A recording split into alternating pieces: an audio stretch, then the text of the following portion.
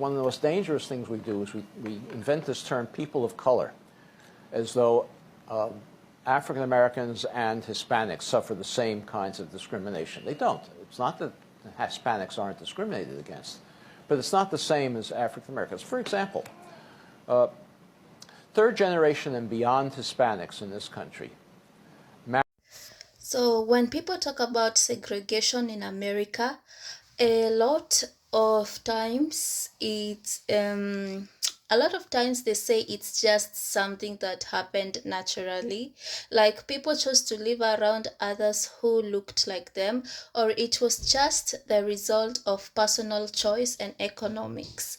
But The Color of Law by Richard Rothstein makes it clear that this isn't true.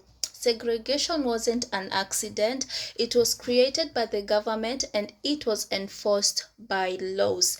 One of the most shocking things about this book, it explains at certain points in American history, it was actually illegal or made nearly impossible for Black people to own homes in certain areas. This wasn't just because of racism from individuals, but also because of official policies at the local, state, or federal levels. The government helped design neighborhoods in a way that kept Black families out. So guys, watch this video until the end. Don't forget to give this video a thumbs up, a comment, and to subscribe. The federal government made it illegal for Black families to buy homes in many neighborhoods. The FHA required developers to promise that they would not build houses and sell houses for Black people, or else they would lose government backing. This talks about one of the facts that The Color of Law, this book on the TikTok shop, is amazing. When I tell y'all, there is so much darkness going on behind the scenes. And it talks about not only segregation, but about our country. And that this was conducted by our government, the United States government. These are government documents proving it. And if you're a true ally to people of color, or you just want to learn more about our history, pick up this book. It's no excuse to be ignorant. It's called The Color of Law, a forgotten history of how our government segregated America. And start learning about the facts that they didn't teach you in school. It is your responsibility to educate yourself. I'm going to link it down below. These are the things that they're trying to erase from the history book. But really, these are the things that never were in the history book in the first place. I'll link it here below if it's still. Okay, so I just found out something very interesting about one of my projects. For those who don't know, I build and remodel homes in the Heights area, primarily in Houston, Texas. And we have a project that we're working on. And the house was built in 1921. So I was looking into the deed a little bit further as we're about to try to do this remodel. And the deed states, I'm going to try to put it in, but I don't know what I'm doing yet. Something in the deed jumped out at me. The house built in 1921, and it says specifically, until July 1st, 1951, this property shall not be conveyed, owned, used, or occupied by anyone other than the Caucasian race except for the servant of the owner. And so I just found that very interesting that a property I'm working on right now, about to remodel, couldn't have even been owned by a person of color less than 70 years ago. And I found it very interesting that in 1921 they were already projecting out 30 further years, saying no one but a white person can occupy this home for the next 30 years. So I found that very interesting and remarkable that less than 70 years ago I couldn't have even been working on this project, let alone remodeling and designing it. And now, here I am. And it brings me to a book that I actually just started. So that's what's kind of full circle about this moment. I've just started this book called The Color of Law. It's by Richard Rothstein. And it's basically called A Forgotten History of How the Government Segregated America. And so in this book, Richard Rothstein lays out his points on how the U.S. government on local, state, and federal levels worked tirelessly, honestly, to segregate all parts of America, and how that has directly impacted the wealth gap between whites and blacks in America. So it's very, very interesting that I'm just starting this book and then this thing popped up in the deed. So I'll jump back in once I have like a recap on the book, but I was floored to see this written in a deed on a house that I'm working on. Did you know that the Federal Housing Commission outright refused to insure mortgages for Black families while subsidizing white-only suburbs? Yeah, me neither. And that's just one of the infuriating facts I learned from reading The Color of Law by Richard Rothstein. If you've ever wondered why housing segregation is still such a massive issue in America, this book breaks it down law by law, policy by policy. Rothstein meticulously exposes how the government didn't just allow segregation to happen, it created it. Like how local governments use zoning laws to keep Black families out of white neighborhoods by zoning them as industrial use only if Black families resided there. The result of this design: worse schools, worse healthcare, and greater economic disparity. Now, let's be real. While the history here is incredibly crucial, the writing is really dry. It leans really heavily towards textbook territory, and I found myself wishing there were like personal stories mixed in just to make it a little easier to connect. It's a lot of information. At times it feels a little repetitive, and I think it takes away from the impact a little. That said, if you're looking for a deep, well-researched dive into the systemic discrimination in housing in America, then this book delivers. Purely on its content, it's probably a 5-star read, but as a reading experience, it's probably a 3.75. Definitely worth reading, not instantly accessible, and just don't try to binge it. So I just started reading this book, The Color of Law. Have you read it? It's basically about the history of actual laws that impacted specifically the African American community and how it left us out of opportunity to build wealth in this country. I think people should read this book right now. I feel like it was really trendy when I graduated college in 2018, but I've only just read the, what's it called? The like preface. But I'm already like jaw on the floor and also like snapping to the author for writing this. I'm really excited to dig into it. But yeah, have you read this book? What's your thoughts on it?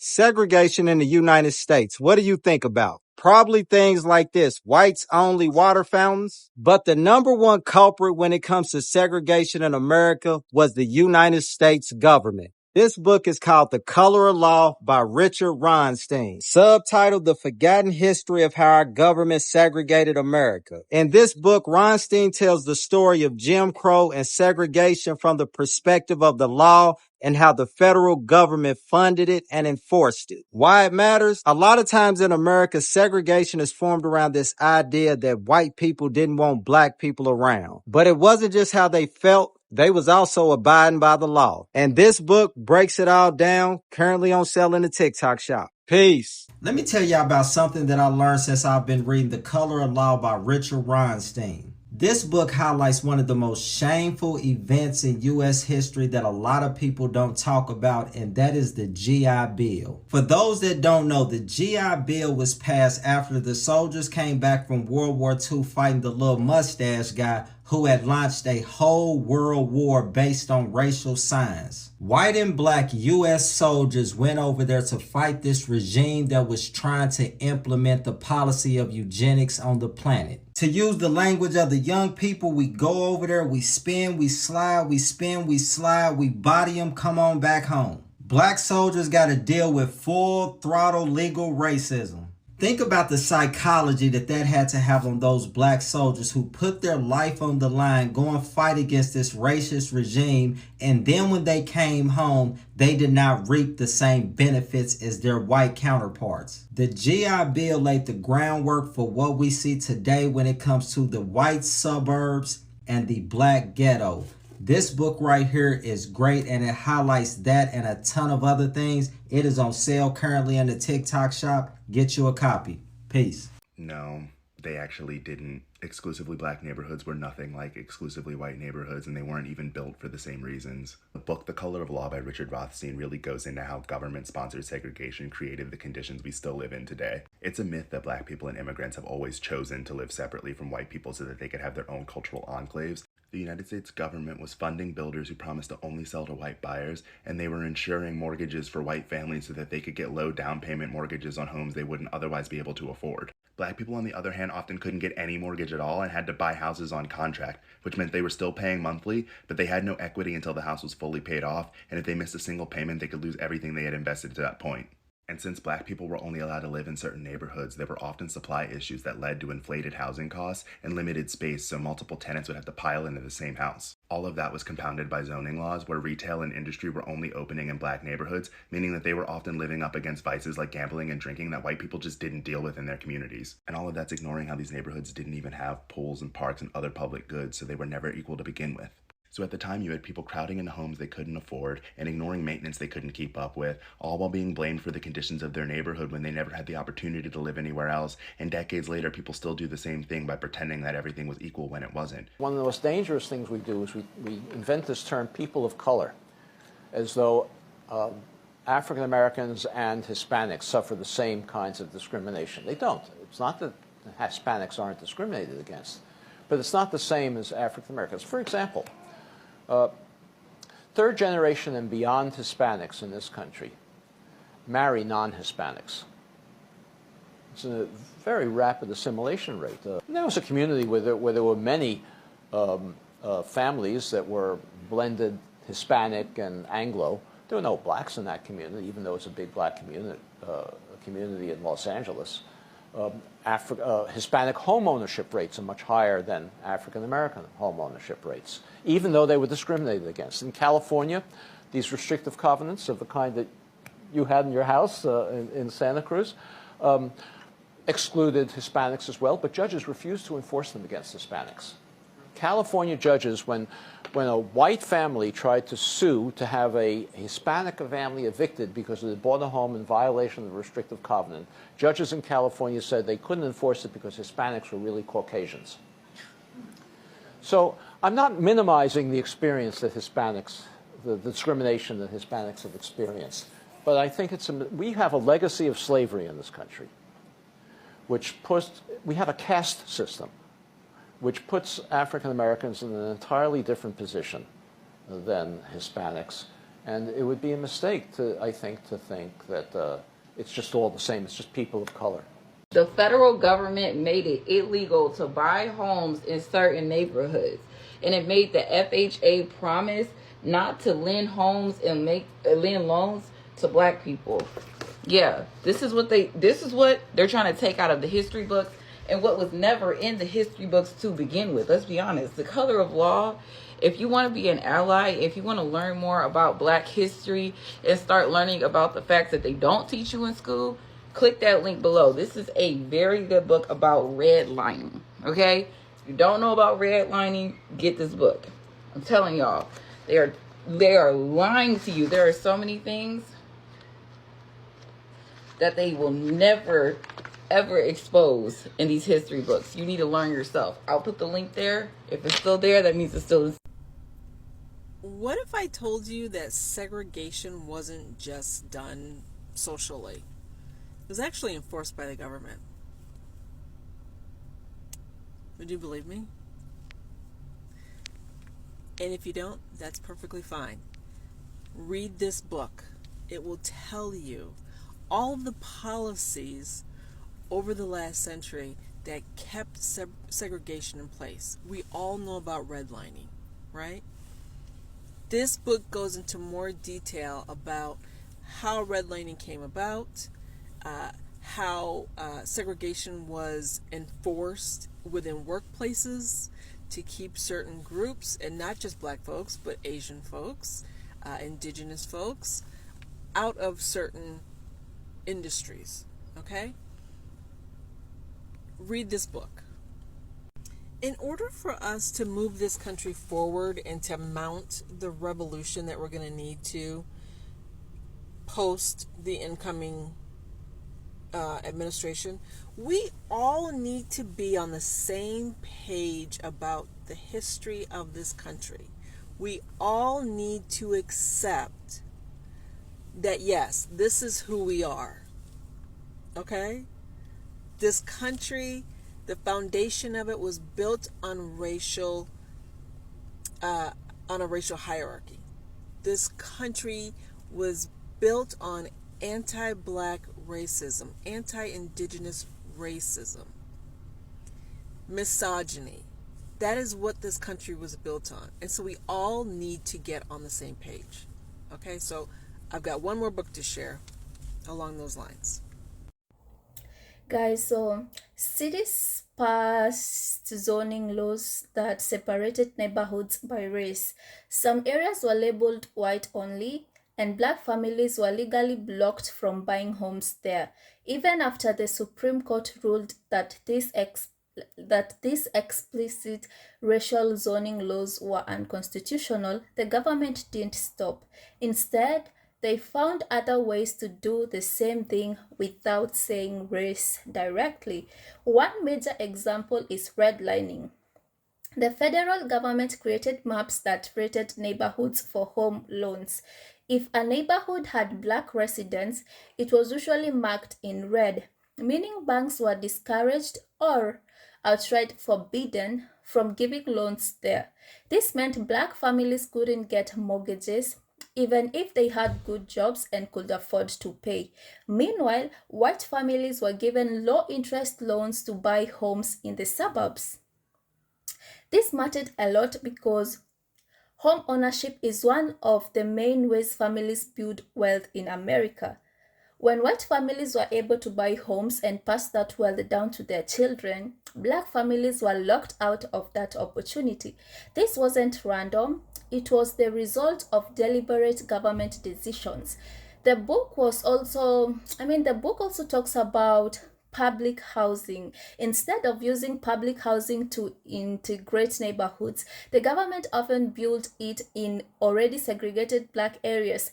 Sometimes they even demolished integrated neighborhoods to make room for highways or new developments, pushing back black residents into more crowded and poorer areas. Again, these were choices made by the government, not just society.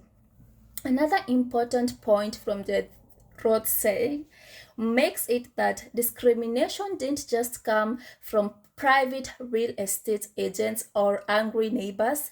Police, courts, and city officials often supported segregation. When black families tried to move into white neighborhoods, they were threatened, harassed, or worse. And the government rarely protected them. In many cases, authorities sided with the people trying to keep neighborhoods segregated. And what makes the color of law so powerful is that it challenges the idea that segregation is only a result of personal prejudice or economic differences. Rothstein shows that segregation was unconstitutional because it was created by the state. And if the government caused the problem, then the government has to take responsibility and help fix it. So the effects of these laws are still visible today. Schools are segregated because neighborhoods are segregated. Wealth gap exists because families didn't have equal access to housing. When people ask why inequality still exists, this book gives clear answer. It didn't come out from nowhere. It came from policy. In the end, the color of law isn't just a history lesson. It's a reminder that law matters, and that injustice can be built into systems, not just attitudes. Understanding this helps us see racial inequality in America isn't about blame, it's about responsibility. And once we understand how these laws shaped our country, we can have more honest conversation about what justice really look like going forward. So guys, if you enjoyed this video and you have a different view from this video, leave it in the comment section and don't forget to subscribe. I hope to see you guys in my next video.